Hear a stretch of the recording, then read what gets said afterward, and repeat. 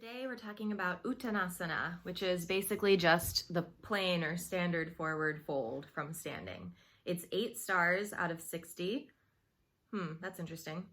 All right, the explanation is ut is a particle indicating deliberation, intensity. The verb tan means to stretch, extend, lengthen out.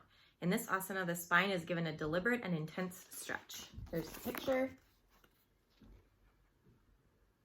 This asana cures stomach pains and tones the liver, the spleen, and the kidneys. It also relieves stomach pain during menstrual periods. The heartbeats are slowed down and the spinal nerves rejuvenated. Any depression felt in the mind is removed if one holds this pose for 2 minutes or more. That is a big claim. The posture is a boon to people who get excited quickly as it soothes the brain cells. After finishing the asana, one feels calm and cool, the eyes start to glow, and the mind feels at peace. I do have to say, I really love this one, and it does feel good. Like mentally, emotionally, as well as physically.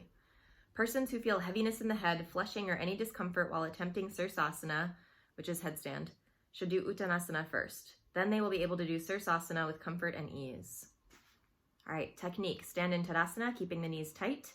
Exhale, bend forward, and place the fingers on the floor. So remember, I said that you can put your feet hips-width distance apart, but he says that Tadasana is feet together. So we'll just assume that that's what he means here. Place the palms on the floor by the sides of the feet behind the heels. Do not bend the legs at the knees. So what about if you can't reach the floor? I guess that we could use blocks if he doesn't want you to bend your knees. Or you could just bend your knees, in my opinion, to reach the floor. We will grab some blocks so that we can use the blocks as an extension of the arms or the hands if they can't reach the floor. Try to hold the head up and stretch the spine. Move the hips a little forward and the head so as to bring the legs perpendicular to the floor. So you can kind of see here, the legs are going to kind of lean back with your hips back to counterbalance the weight of this upper body, the head, and the weight of the torso and the arms. So he's saying just kind of shift everything forward a little. Remain in this position and take 2 deep breaths. Exhale, move the trunk closer to the legs and rest the head on the knees. Do not slacken the grip at the knees, but pull the kneecaps well up. Hold this position for a minute with deep and even breathing. Inhale and raise the head from the knees, but without lifting the palms from the floor. After 2 breaths, take a deep inhalation, lift the hands from the floor, and come back to Tadasana.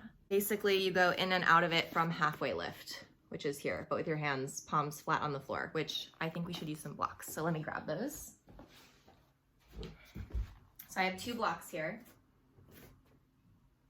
And I'm gonna put them kind of right here next to my feet or a little bit behind my feet where he says that you want your palms to go. Because for me, I can bend and press my palms at this height. But if you needed more space, you could put it at the medium height or even at the tall height, like this.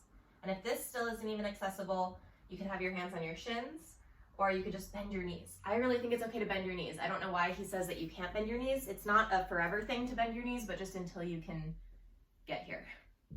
All right, so from Tadasana, you're gonna fold forward, keep your knees straight, put your palms on the ground behind your feet, just a little behind. And you kind of rest here in this halfway lift position for 2 breaths.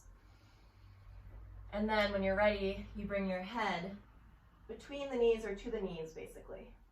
And this is where you stay for about a minute. And then on the way out, you come back up through about halfway lift. And then come all the way back to Tadasana. So that's it. Pretty simple, just a forward fold.